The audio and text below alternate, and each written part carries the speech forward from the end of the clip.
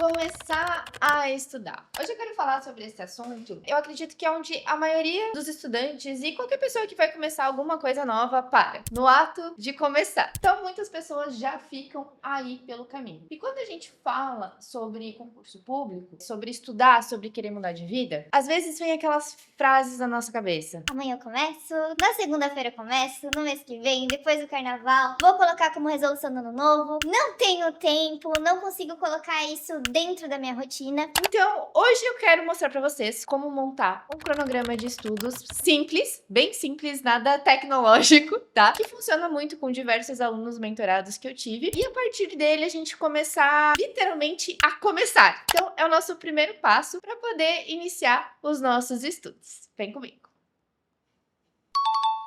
A maioria dos nossos alunos aprovados e até colegas que eu tive dentro da Marinha do Brasil estudaram e trabalharam, que foi o meu caso também. Muitos deles tinham filhos, então eu sei que a nossa vida pode parecer caótica em certos momentos, e eu digo que é normalmente nesse momento de turbulência que a gente precisa fazer uma mudança, que a gente tem que colocar um pouquinho mais de caos, um temperinho de caos para conseguir mudar. E esse temperinho de caos que a gente vai fazer é começar a estudar. Só que hoje eu vou mostrar pra vocês como fazer um cronograma que a gente consegue seguir, que eu vou chamar aí de nosso caos organizado. Coisa que eu tenho que trazer pra vocês é que o estudo, ele não é uma coisa prazerosa. É muito mais prazeroso pra gente, por exemplo, sentar a bunda no sofá depois que chega do trabalho e ver uma Netflix. Por quê? Porque a gente tem um prazer imediato. A gente se sente feliz, recompensado, né? Imediatamente quando a gente tá assistindo alguma série ou vendo alguma coisa que a gente gosta. Rolando a tela, que seja. E o estudo, ele não vai te trazer esse prazer imediato. Normalmente quando a gente começa a estudar, e eu acho que tá muito ligado ao ego das pessoas, às vezes a gente se sente um pouquinho burro. Eu tô estudando um assunto que já era pra eu saber, seja de português, seja da minha área de formação. E aí fere o nosso ego. E enquanto a gente não ver resultados nos nossos estudos, e ele não vai ser uma coisa linear, né? Comecei a estudar durante uma semana, então eu vou acertar 20% mais uma prova ou um simulado. Não é assim que acontece, tá? Então demora pra gente ver essa progressão, esse resultado. E por isso que ele não é uma coisa tão prazerosa. Mas depois eu juro pra vocês que quando a gente começa a acertar, quando a gente acerta aquela questão difícil, aí o nosso ego, ele infla. E a gente começa realmente a sentir prazer em estudar, a sentir prazer em fazer questões. Então, acontece, eu juro pra vocês. Mas de início, esse começo é realmente difícil, porque a gente tá incorporando na nossa rotina, como eu falei, um pouco mais de coisas pra fazer, que é o estudo, que a gente precisa ser organizado, a gente precisa ter um bom planejamento, que vem com uma dose de ansiedade, porque o concurso vem com ansiedade, não tem como, a pressão da gente passar logo e tudo mais. Então, perdi a minha linha de raciocínio.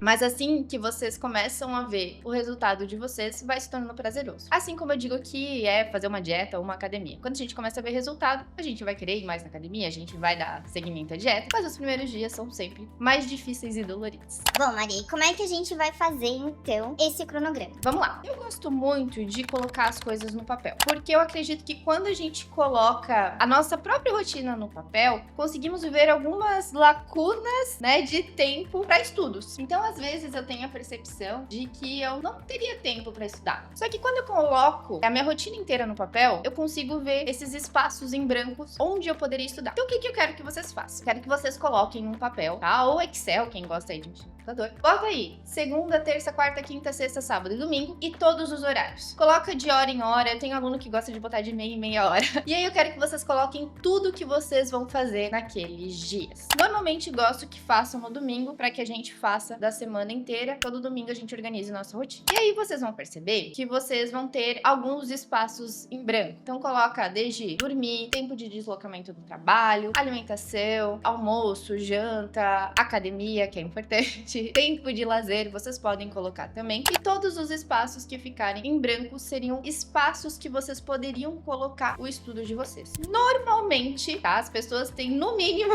2 horas por dia durante a semana, e final de semana muito mais, tá? Isso gera com que você tenha pelo menos de 20 a 30 horas por semana pra estudar. Gente, 20 a 30 horas é muito tempo. Maria, mas não é tempo suficiente. Tudo bem. Pode ser que pro concurso que você queira, talvez não seja seja o tempo ideal. Mas com o tempo a gente consegue ir colocando outras coisas na nossa rotina. Um estudo que eu chamo de passivo, que é na hora do almoço a gente assiste uma videoaula, durante o deslocamento, se vocês pegam um trem, se vocês pegam o metrô, se vocês pegam um ônibus, vocês conseguirem resolver algumas questões em aplicativo, ou assistir uma videoaula, ou uma audioaula, tá? Então a gente vai colocando esses pequenos estudos passivos também durante o nosso dia. Agora, eu sei que tem muita gente, por exemplo, que tem o dia todo livre pra estudar. Ah, Maria, eu tô desempregado, eu trabalho 3 vezes na semana, o meu trabalho é só 6 horas na semana. O que eu vou pedir pra vocês, principalmente concurseiros de primeira viagem? Não adianta vocês quererem estudar em todos os tempos livres que vocês têm. Então, vamos supor assim, deu ali que eu tenho 8 horas de estudo pra fazer durante a semana, todos os dias. Cara, você não vai começar do zero e estudar 8 horas de maneira seguida, fluida, com resultado com eficiência. Não vai. Então, eu prefiro que vocês, mesmo tendo 8 horas, comecem estudando ali 2 horas e depois vocês irem aumentando, que vocês jogarem 8 horas direto. Eu gosto muito de comparar com atividade física. Por exemplo, sou sedentária, quero começar a fazer atividade física. Eu vou fazer de segunda a domingo, todos os dias. Qual que é a chance de eu falhar? A chance de eu ficar no meio do caminho é muito grande. A mesma coisa acontece com os estudos. Se eu começar a colocar 8 horas diárias, 6 horas e mais todo final de semana,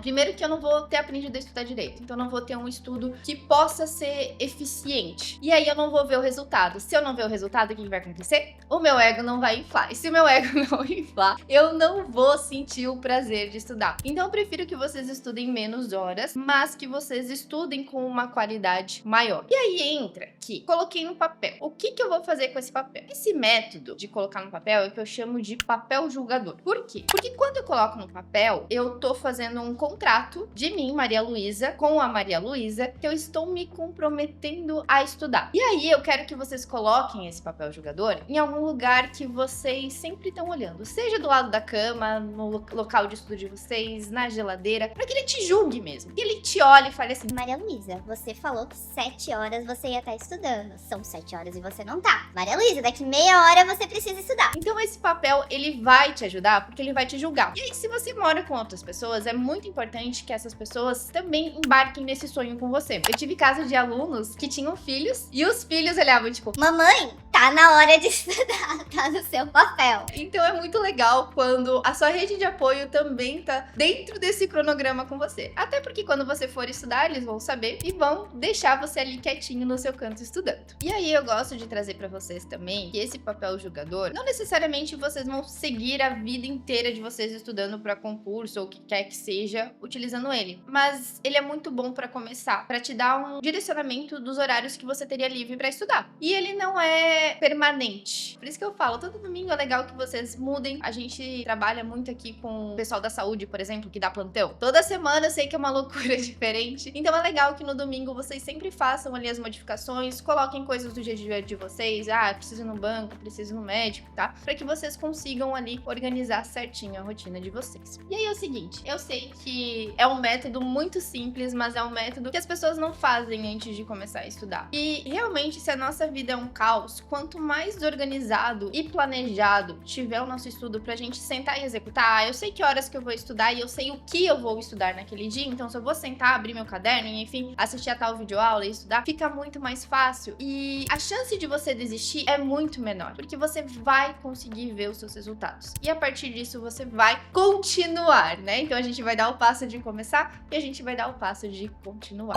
E pra finalizar, eu vou deixar aqui uma frase que eu aprendi na Marinha e que faz muito sentido pra esse vídeo aqui de hoje, que é: o tempo é o tempo que se tem.